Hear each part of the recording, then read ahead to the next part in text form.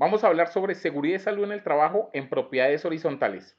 Este es un canal exclusivamente de seguridad y salud para las propiedades horizontales, condominios, copropiedades. En otros países los llamamos de residencia permanente, pero en sí es toda la administración inmobiliaria. Mi nombre es Jair Hernández Mosquera. He trabajado más o menos unos 5 años exclusivamente en la propiedad horizontal en Colombia, pero con muy buenos conocimientos en otras partes del mundo, en Latinoamérica específicamente. Hay tres aspectos básicos o actividades básicas en la gestión de seguridad y salud en el trabajo en los condominios, los cuales son el mantenimiento. ¿Mantenimiento de qué? Tenemos mantenimiento de nuestros accesos, como lo son las escaleras eléctricas. Tenemos mantenimiento de los ascensores. Los ascensores, nuestros fabricantes o nuestros mantenedores, nuestros proveedores de mantenimiento nos van a decir qué le debemos hacer y con qué frecuencia. O sea, esto va a tener una hoja de vida, este ascensor o elevador. El de las motobombas, porque algo importantísimo en propiedades horizontales de uso residencial es que tengamos agua. A veces más importante que la electricidad. La electricidad es muy importante en los centros comerciales o en centros de uso mixto donde hay oficinas por el tema del internet. Pero el agua en las partes, en las propiedades horizontales es importantísima. Entonces estas motobombas van a tener un movimiento muy fluctuante en horarios de 5 a 9 de la mañana y en las noches de 6 a 9 de la noche y les van a proporcionar un desgaste importantísimo a estas motobombas. Entonces este mantenimiento es importantísimo para realizar, pero no es solo las máquinas y los equipos los que deben tener mantenimiento. Está en el tema de las fachadas, está en el tema de los pisos, de las cubiertas, techos o cielos rasos, que esto también debe ser importantísimo porque le proveen estética y seguridad física a nuestras copropiedades. Entonces, ¿qué soporte podemos tener para este mantenimiento? Tenemos facturas. Cuando nos van a hacer una auditoría nos van a decir, bueno, ¿y usted qué mantenimiento dice? Entonces mostramos las facturas que nos hicieron nuestros contratistas o nuestros proveedores, las remisiones en caso de un servicio que podamos presentar, los informes de mantenimiento, porque pues cuando es un mantenimiento correctivo, nuestro contratista nos debe decir, bueno, ¿qué le hicieron y por qué se debió hacer? Entonces hay informes de mantenimiento o las peticiones y quejas y reclamos que tengan nuestros usuarios y en algunas ocasiones nuestros vecinos, que hacen parte de nuestros grupos de interés. Otra actividad importante que debemos tener es el control a contratistas. ¿Qué contratistas? Básicamente los de servicios generales que se encargan del embellecimiento o de que se mantengan las condiciones con las cuales nos las entregó la constructora de pisos, paredes y cielos rasos, básicamente, y el de seguridad física o las empresas de vigilancia. Estos son los dos contratistas más grandes que tienen las propiedades horizontales o que tienen los condominios. Sin embargo, hay otro tipo de contratistas.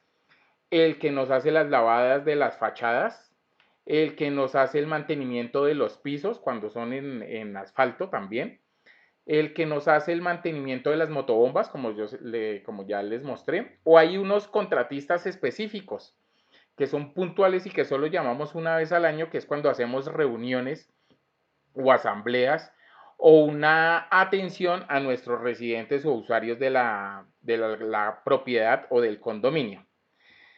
¿Qué controles tenemos o qué actividades que debemos revisarle al contratista? Entonces, ¿qué actividades son del contratista básicamente? El registro de entrega de elementos de protección personal o elementos de protección individual, como cascos, gafas, protectores respiratorios, protectores auditivos, calzado, y que estos sean acordes al factor del riesgo. Por ejemplo, el elemento de protección personal de la empresa de servicios generales o de las personas de servicios generales va a ser muy diferente a los elementos de protección personal que están haciendo mantenimiento en las fachadas, en los frentes, porque ellos van a hacer trabajo en alturas y el de servicios generales no.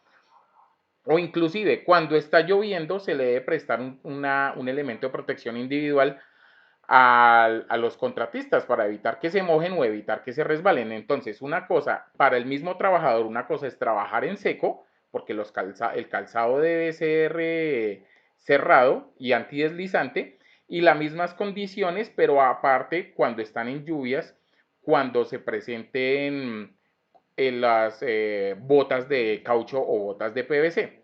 O sea, un contratista, un trabajador puede tener dos tipos de calzados diferentes o dos tipos de elementos de protección personal diferentes de acuerdo a las condiciones de trabajo o a las condiciones climatológicas. ¿Qué más le debemos solicitar a este contratista? Un registro de capacitaciones con base a los factores de riesgo a los que están trabajando. O sea, a un trabajador de seguridad física no le voy a dictar de trabajos en alturas porque ese no es su deber, a menos de que el contrato sea muy específico, pero sí le debo solicitar uno de tolerancia o de manejo en situaciones de riesgo, en manejo en situaciones conflictivas, en resolución de conflictos, porque el vigilante o el de seguridad física es el primero que atiende y es al primero que se le van a quejar en caso de algunas dificultades. Entonces, y seguridad física no debe tener uno de manejo de sustancias químicas, pero sí lo debe tener las empresas de servicios generales o las personas que están trabajando en servicios generales. También certificados. ¿Certificados de qué? Por ejemplo, certificados de trabajo en alturas, certificados certificados de manejo de alimentos para las empresas de servicios generales, certificados de si están en el Comité Paritario de Seguridad y Salud en el Trabajo, ese tipo de certificados. Y también debemos solicitarle una prueba diagnóstica o un certificado que nos diga que el sistema de gestión de seguridad y salud del contratista está implementado y que se lleva en unos buenos términos o que se lleva cumpliendo las resoluciones o normas de dicho país. Las actividades del contratante, o sea, ¿qué debemos hacer cuando contratamos ese tipo de contratistas? Tener claramente identificados los riesgos, que si va a limpiar o si va a hacer aseo en diferentes sitios, que tengamos identificados los riesgos de las sustancias químicas que va a usar, de unas posibles caídas que se puedan presentar a diferente o a la misma altura, tengamos identificados los daños o consecuencias que nos pueda traer las máquinas que estén usando, que tengamos identificados el factor de riesgo público como los accidentes de tránsito, si van a hacer un mantenimiento en las vías internas de la empresa. También tenemos unas capacitaciones internas como la inducción en el trabajo, o sea, se la debe dar el contratante, debe darle la inducción a todos los trabajadores independiente de la forma en la que estén contratados. Y debemos solicitar o brindar, perdón, unas condiciones seguras. Si van a hacer trabajo en alturas, entonces que estén los anclajes certificados, que este es un sistema de protección contra caídas estipulado. Si van a hacer trabajo en espacios confinados como los tanques de agua o como eh, las alcantarillas, entonces que éstas estén libres de sustancias tóxicas. Debemos constatar que haciendo un monitoreo de atmósferas que no hayan sustancias peligrosas para la salud.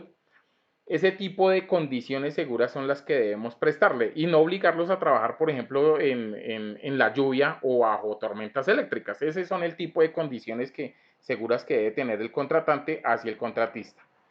Otro aspecto básico, o el tercero, es el plan de emergencias. El plan de emergencias para saber cómo actuar en caso de un sismo, de un incendio o de robos o hurtos al interior de la propiedad horizontal, de la copropiedad. ¿Sí?